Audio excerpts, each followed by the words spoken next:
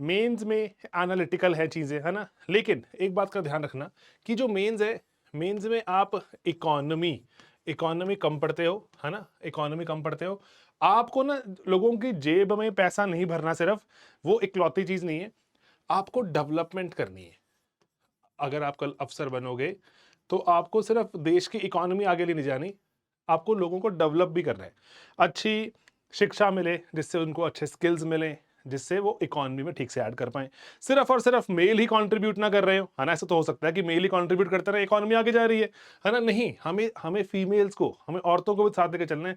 हमें पिछड़ा जो बहुत सारा वर्ग है, जो गाँव में रहते हैं और दलित हैं या आदिवासी हैं, उनके भी तो भले का सोचना है, वो भी तो कुछ इकोनॉमी में ऐड कर पाएँ।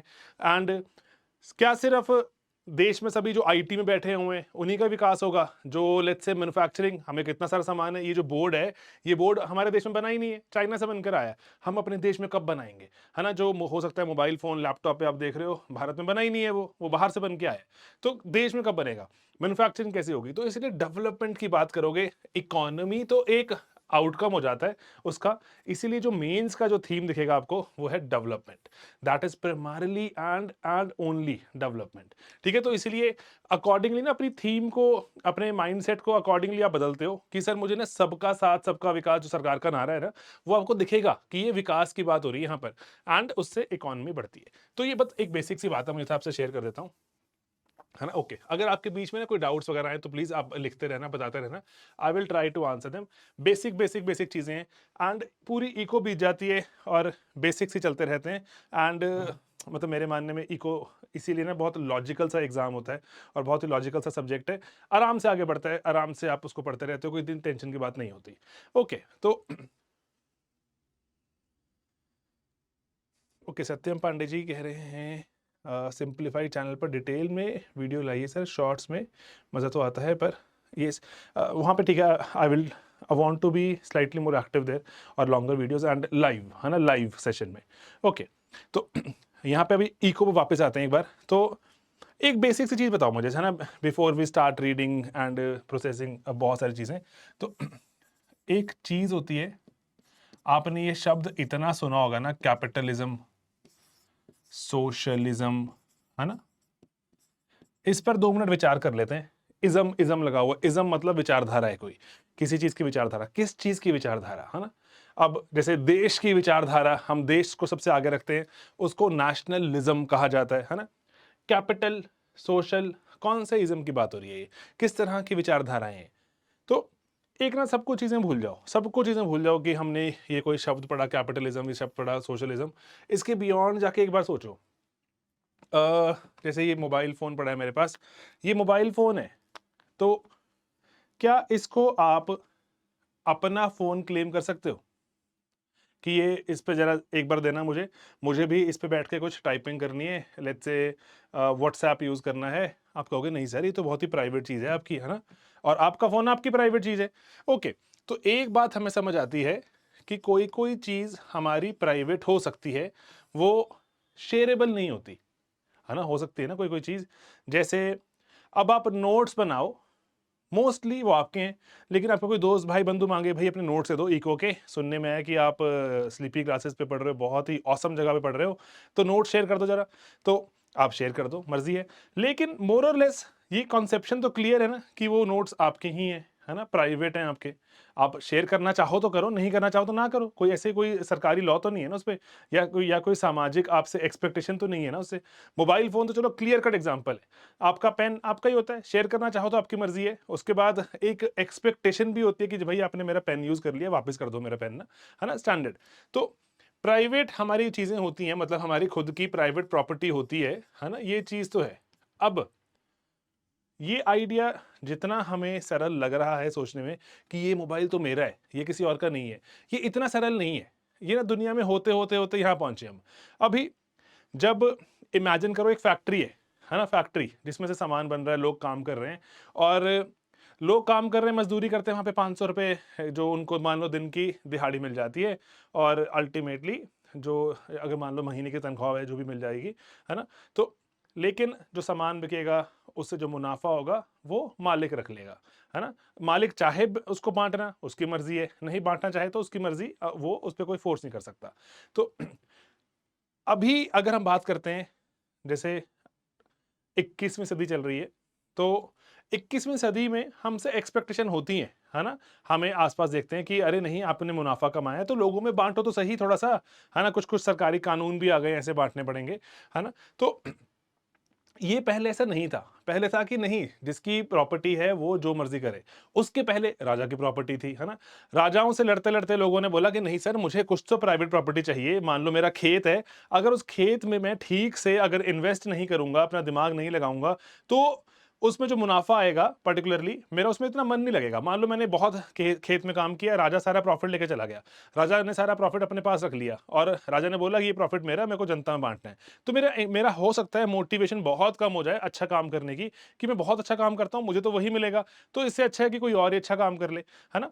तो इसीलिए जो ये बाँटा जाएगा और सब में होगा, ये थोड़ा-सा आइडिया सोशलिस्टिक है। कैपिटलिस्टिक इसके साथ थोड़ा-सा जो भी चीज़ें होंगी, चाहे वो प्रॉफ़िट है ना? प्रॉफ़िट्स के लिए काम किया जाएगा एंड प्रॉफ़िट्स मेरे ही होंगे, प्राइवेट होंगे, तो ये थोड़ा कैपिटलिस्टिक आइडिया है, ठीक है? तो इसीलिए आज हम मॉडर्न वर्ल्ड में देखते हैं, मॉडर्न वर्ल्ड बहुत ही कैपिटलिस्टिक तरह से चलता है कि मैंने कंपनी बनाई है, मैं एफर्ट कर रहा हूं, मैं रातों को जाग रहा हूं, तो मुझे ज्यादा मुनाफा दे दो, है ना? अगर अगर मिलता है मुनाफा, उससे लॉस हुआ वो भी मेरा, प्रॉफिट हुआ वो भी मेरा, है ना? तो सरकार इसमें बहुत इंटरफेयर ना करे, सरकार इसमें बहुत इंटरफेयर ना करे। इसके लिए ना एक फ्रेंच वर्ड है जिसको आपको पूछ भी सकते हैं, नो इंटरफेरेंस या वेरी लेस इंटरफेरेंस, उसको बोलते हैं लेसे फेयर। फ्रेंच वर्ड है लेसे फेयर, कि जो भी है काम धंधा कौन सा करूं। अगर मान लो मैंने इंजीनियरिंग करी और उसके बाद सीएफए करा, उसके बाद मैं यूपीएससी में आके सोशो पढ़ा रहा हूं, है ना?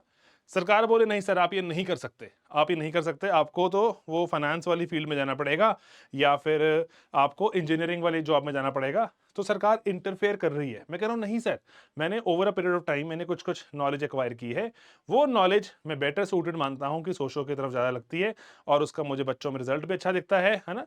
तो मुझे वो करने दो। अगर सरकार बोलती है ओके, जो सही लगता है आपको वो करो, वो लेसे फेयर है, अगर नहीं करती तो लेसे फेयर नहीं है, इंटरफेरेंस है इसका मतलब। तो अब कैपिटलिस्टिक जो समाज है वो लेसे फेयर पे बिल्ट है, कि सरकार बहुत ज्यादा इंटरफेयर नहीं करती, जो आपको सही लगता है वो आप करो। आपको लगता है सही, आप बैंक की तैयारी करना चाहते हो बैंक की तैयारी करो, यूपीएससी की चाहते हो यूपीएससी की करो, आपको लगता है अपनी कंपनी चलानी कंपनी चलाओ, आपको लगता है मुझे पढ़ाई ही नहीं करनी और मुझे पहले ही दिन से कोई दुकान चलानी है, वो कर लो, है ना? सरकार इंटरफेयर नहीं करती इस तरह से, तो लेसे फेयर की तरफ हम जा रहे हैं, है ना? लेकिन ये हमेशा से ऐसा नहीं था। अगेन आई रिपीट, जब भारत आजाद हुआ, भारत ना कैपिटलिस्टिक है ना सोशलिस्टिक, भारत कहीं इन बिटवीन है। भारत चाहता है कि कंपनियां बनाए, भारत चाहता है कि बड़ी बड़ी कंपनियां बने, जिसको चलानी है बड़े बड़े तरीके से चलाए, किसी को स्टील बनाना है स्टील बनाए, किसी को स्कूटर बनाना है स्कूटर बनाए, है ना? जो जहाज बनाने वाली कंपनियां। लेकिन लेकिन कितना बनाओगे वो हम बताएंगे, और कहां बेचोगे हम बताएंगे, कितनी प्राइस में बेचोगे सरकार कह रही है हम बताएंगे।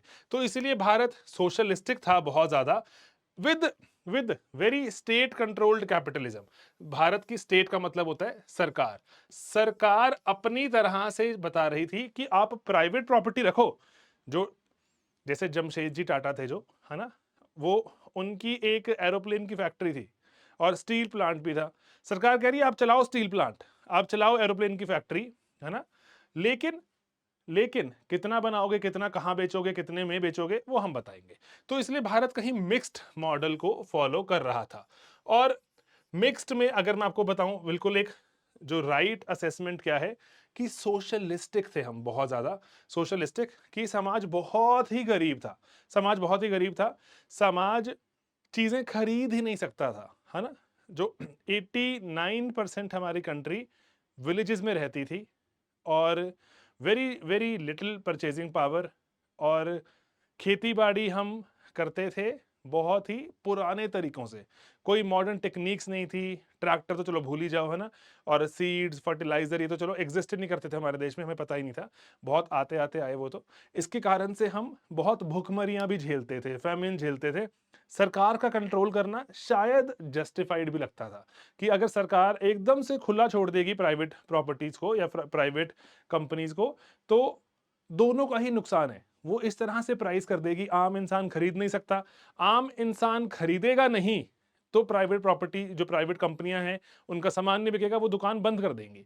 तो इसीलिए सरकार को लगता था सरकार को लगता था कि वो अगर कंट्रोल कर रही है, तो इसीलिए सरकार लेसे फेयर पे भारत में इतना काम नहीं करती थी। आपको आज़ादी थी बहुत कुछ बनाने की, लेकिन कितना बनाओगे, कैसा बनाओगे, कहाँ बेचोगे, कितने में बेचोगे, वो सरकार बताती थी।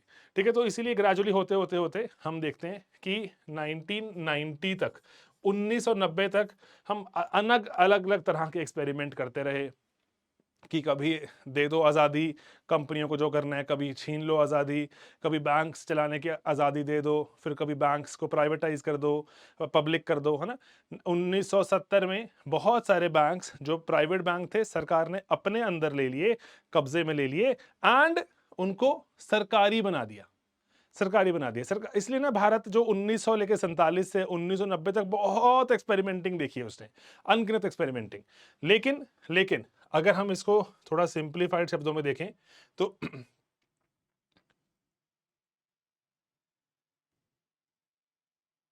ओके, तो सिंप्लीफाइड शब्दों में हम बहुत एक्सट्रीमली सोशलिस्टिक थे। हम एक्सट्रीमली सोशलिस्टिक थे कि जहां पर सरकार की सरकार, देखो एक बात समझो, सरकार कौन है? सरकार मैं और आप, हम सब मिलके हम एक सरकार को चुनते हैं, है ना। तो सरकार सोसाइटी का ही एक एक जो आगे नुमाइंदा होती है या फिर रिप्रेजेंटेटिव होती है। तो इसका मतलब, अगर मैं बोल रहा हूँ इनिशियली, समझ के देखना इसको, इनिशियली अगर मैं बोल रहा हूँ कि ना कि सरकार ही सब कुछ ओन करती थी प्रॉपर्टीज की, ओनर कौन था? स्टेट। बहुत सारी चीजों की ओनर स्टेट थी, कि सरकार ही ओन करेगी, मतलब मैं ही ओन कर रहा हूँ, एक इंसान, एक सिटीजन ओन कर रहा है। इससे हम धीरे धीरे धीरे मूव करते करते कैपिटलिस्टिक की तरफ चले, और ये सफर ऐसा नहीं है कि हो गया कंप्लीट, हम इन बिटवीन ही है, हम मिक्स्ड इकोनॉमी ही है, कैपिटलिस्टिक मिक्स्ड इकोनॉमी ही है। लेकिन अभी ओनरशिप स्टेट की बहुत घटती जा रही है, या फिर नाम मात्र ही है। आप ना मुझे बता सकते हो कमेंट्स में कि ऐसी, पहले तो ना ब्रेड भी सरकार बनाती थी, आपको पता है, ब्रेड, स्टील और जहाज, बैंक, कुछ मर्जी नाम लो, सरकार बना रही थी। प्राइवेट प्लेयर भी बना रहा था, लेकिन प्राइवेट प्लेयर बहुत थोड़े थोड़े थोड़े से बनाते थे, क्योंकि बहुत ही कम थे। सरकार ज्यादा बनाती थी, तो क्योंकि सरकारी कंपनियां दिखती थी आपको, और ना शायद वो देश की रिक्वायरमेंट भी थी। देश में मैं आपको बताया, जैसे गरीबी थी और टेक्निकल नॉलेज भी बहुत कम थी। सरकार चाहती थी अच्छी नौकरियां देना और लोगों को भर्ती करना। HMT बनाया गया, है ना। HMT में ट्रैक्टर बनते थे, और जैसे ना एक चीज सोचो, बहुत बढ़िया चीज है। HMT की फुल फॉर्म पता है किसी को क्या है? HMT की फुल फॉर्म,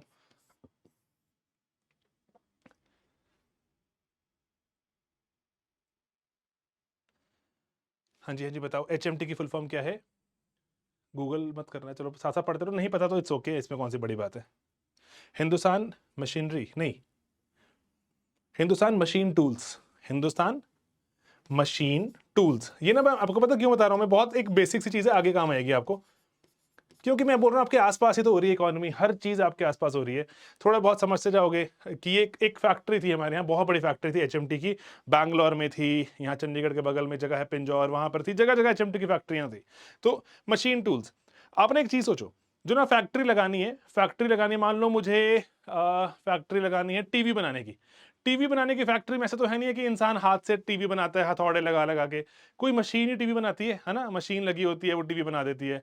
AC बनाना है, कोई मशीन लगी होगी, टीवी बना देगी। उसको मशीन को चला रहा होगा कोई इंसान, हो सकता है, आजकल रोबोट चला देते हैं, लेकिन कोई इंसान चला रहा होगा। मुझे स्कूटर बनाना है, मुझे गाड़ी बनानी है, मुझे ट्रक बनाना है, कुछ भी बनाना है, उसके लिए मशीनें लगेंगी। वो मशीन कौन बना रहा है? ये कितना बेसिक सा सवाल है कि जो मशीनें बाकी चीजें बनाती हैं, उन मशीनों को कौन बनाता है? उन मशीनों को बनाती थी HMT। कितनी बेसिक सी चीज है, देखो आप सोच रहे हो इसको, कि अगर मुझे अपने देश में मैन्युफैक्चरिंग को ग्रोथ करवानी है, कि सब कुछ ही बाहर से मंगवाता हूं मैं, कि या तो USA से आता है, या इटली से आता है ना, तो या फ्रांस से आता है, जब चाइना का इतना राइज नहीं था, तो यहाँ से आता है। तो मुझे अगर अपने यहाँ पर अगर सामान बनाना है, तो फैक्ट्रियां बनानी है, तो फैक्ट्रियों की मशीनें बनाने की एक फैक्ट्री लगानी पड़ेगी, वो थी HMT। कितनी बढ़िया सोच है। तो इसको चलाएगा कौन? टेक्निकल इंजीनियर कहाँ से आएंगे? आईआईटीज बनाए गए। इनको कंपनियां बनेंगी बड़ी बड़ी, मैनेज कैसे करेंगे इन लोगों को? आईआईएम्स बनाए गए। आईआईटी आईएम का जन्म होता है 1950-60 के दशक में। सिर्फ इन्हीं पे काम चल रहा है जिनका फायदा हम आज उठाते हैं। जो तेल चाहिए बहुत सारा, आईओसीएल बनाया गया, और जगह जगह पे जाके हमें इन्वेस्टमेंट करनी है। तेल हमारे यहाँ पे बहुत कम है, तेल बाहर भी चाहिए। ओएनजीसी विदेश लिमिटेड बनाया गया। तो ऑटोमेटिकली ना आपके जैसे ही लोग थे, वो जो पढ़े लिखे लोग आईएएस आईपीएस आईआरएस बन के गए होंगे, सरकार की हेल्प करते होंगे, नई नई तरह के दिमाग लगाते थे कैसे कैसे देश को हम आगे लेके चले। तब चैलेंजेस कुछ और थे, गरीब देश था। अभी चैलेंजेस कुछ और है।